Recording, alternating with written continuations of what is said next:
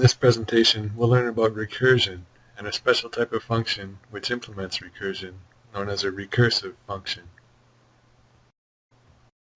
We'll find out what recursion is, and we'll see several examples of recursive functions. And we'll understand the trade-offs between iterative and recursive functions that implement the same algorithm. In programming, recursion occurs when a function calls itself. The function that calls itself is known as a recursive function.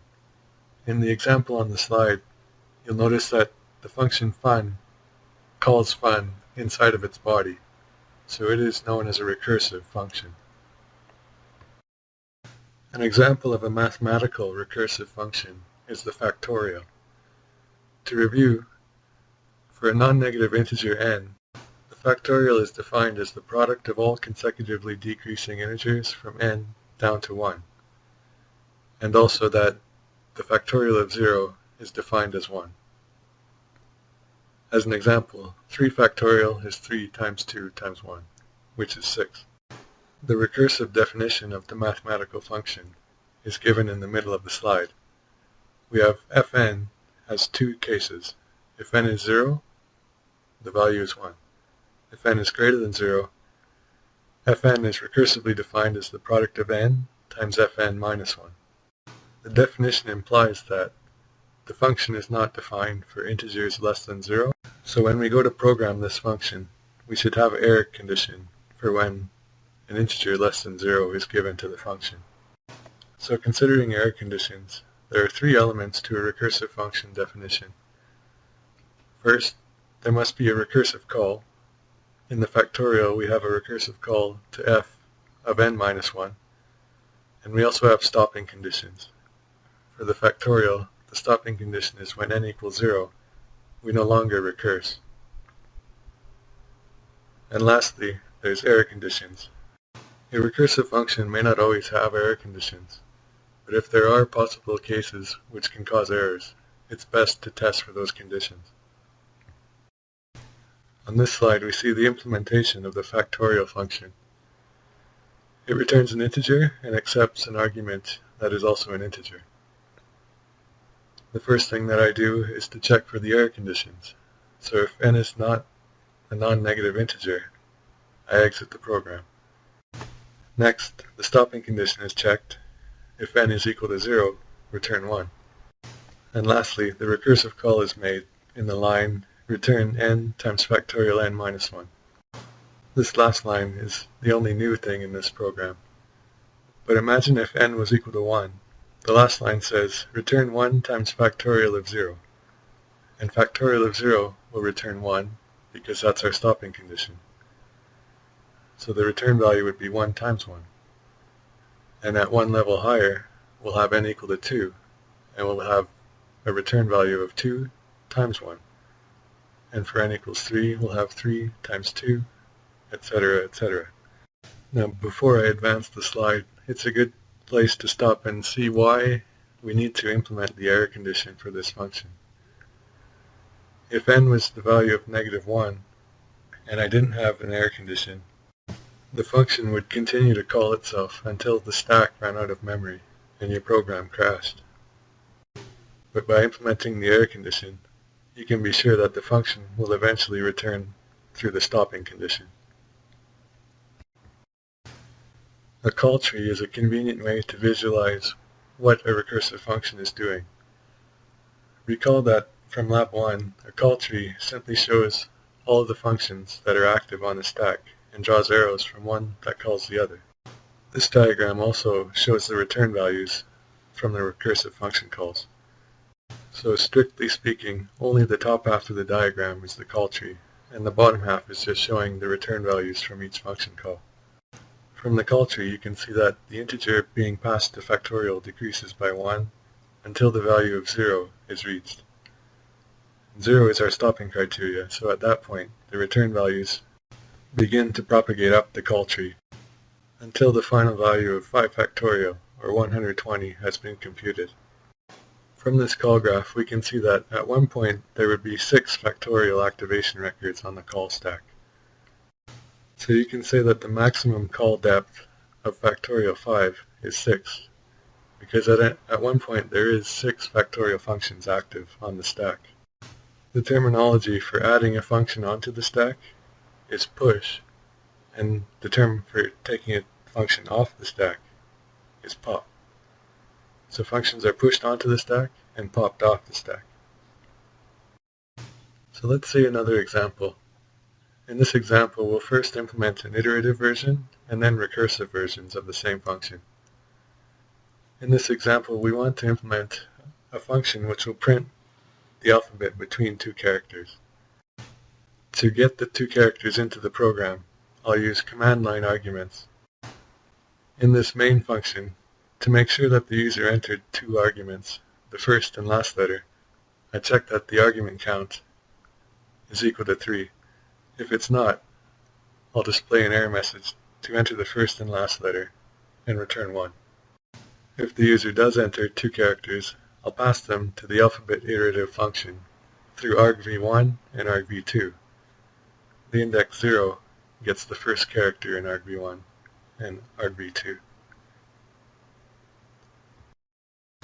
And if you were asked to write the alphabet iterative function, you'd probably write something like this using a for loop, declare a character C that starts at the initial letter, and continue outputting each character up until the max letter is reached. But if you were asked to write a recursive function, you wouldn't be allowed to use a loop, you'd have to use recursion instead. In this case, you can output the current letter and then call the same function with current letter plus 1, as long as current letter is less than max letter. Because we output current letter before we do the recursive call, we'll see the letters in increasing order. So example A, B, C, D. But if we put the output after the recursive call, before the output, we'll see the letters appear in reverse order, because we'll reach the final letter before we begin outputting any previous letter. If you use this function, you'd see output like Z, Y, X, etc. This is to demonstrate that the order and the placement of the recursive call is important and can affect the output of the program. Let's consider another mathematical recursive function. In this case, it's the Fibonacci sequence, which you may be familiar with. The Fibonacci sequence is a sequence of integers which is defined as the sum of the 2 previous integers in the sequence. And the base cases, or the stopping conditions, are that Fibonacci of 0 is 0 and Fibonacci of 1 is 1. And in the last line of the definition, there's 2 recursive calls. We say that Fibonacci of n for n greater than 1 is the sum of Fibonacci of n minus 1 and Fibonacci of n minus 2. So the sequence that gets generated is 0, 1, and the next one is the sum of the previous 2. So that's 1, 2, 3, 5, etc. Now would be a good time to try to implement the Fibonacci function using C++ and recursion. Remember that a recursive function can have up to 3 elements, but it needs at least 2. So we have error condition, stopping conditions, and recursive calls. And there can be more than one of each. In this case, the error condition is that an integer less than 0 is passed in. To indicate that, I simply return a -1. Next, we have the 2 stopping conditions, n equals 0 and n equals 1. And lastly, the recursive calls. In this case, there's 2, one to Fibonacci n minus 1 and another to Fibonacci n minus 2. Here's an illustration of the call tree for Fibonacci 5. Now because there's 2 recursive function calls inside of the function Fibonacci, the call graph is no longer a straight line, it's a tree. It's referred to as a tree because there are several branches. In the picture, there's one going up and one going down for Fibonacci at 5. It's important to understand that not all those functions would be active on the stack at once, but any single path, for example, Fibonacci 5, 4, 3, 2, 1, could all be on the stack at once. So in this case, the maximum depth of Fibonacci 5 is 5. The reason that not all functions are active at once is that in the call tree, you can either go up or down. You can't go simultaneously up and down into two functions at once. An algorithm that can be implemented recursively can also be implemented using iterations, or iteratively. Recursive implementations usually have an if-then-else structure and a recursive function call, while iterative functions will have a loop. On this slide I show the iterative Fibonacci sequence function. It is a bit harder to write the iterative version compared to the recursive version. One reason is that the mathematical definition is itself recursive, but it is quite common that recursive implementations are simpler than iterative ones. There are some things to consider when deciding on iterative versus recursive.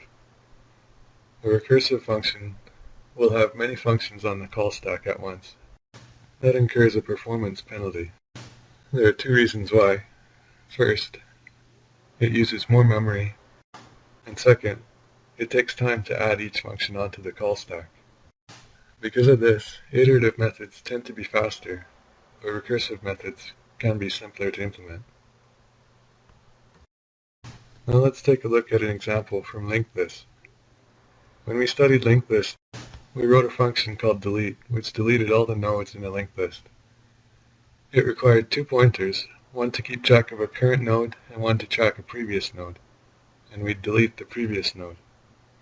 The reason why we needed two pointers is that we would lose our place in the list if we only pointed to the one that we deleted. Once the node is deleted, we lost where it points to next. The behavior of this function was to delete from the head to the tail. The same behavior can be implemented recursively. In this case, the stopping condition is if the pointer is null, we simply do nothing. If the pointer is not null, as before, we need to keep track of the next pointer, or pointer arrow next, so that we can delete pointer without losing our spot in the list. However, if we change the behavior from deleting from head to tail to deleting from tail to head, we can implement the delete function without declaring a local pointer variable. This is because we advance through the list before deleting. So in the function, I make a recursive call to pointer arrow next, which will advance through the list before deleting on the next line. This is what carries us to the end of the list, or the tail, before any deletes begin. Both behaviors implement the same operation. They both delete all the nodes in the list. However, this second behavior, or deleting from tail to head, allows for a simpler implementation. And finally, your workbook mentions one last famous recursive algorithm called Quicksort. You may be familiar with sorting algorithms such as bubble sort, but Quicksort is a sorting algorithm that is, quick, and will usually perform better than algorithms like bubble sort. The Quicksort algorithm uses two recursive calls, and the idea is that it sorts half of the array at each iteration. So there's one recursive call to sort the lower portion of an array, and another call to sort the upper portion. If you are interested, the workbook provides a link to an animation of how the Quicksort algorithm works. In this presentation, we understood what recursive functions are and what recursion is. We saw that recursive functions have three elements.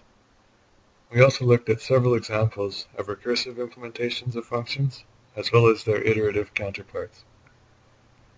And lastly, you understood how to compare and contrast iterative versus recursive function implementations.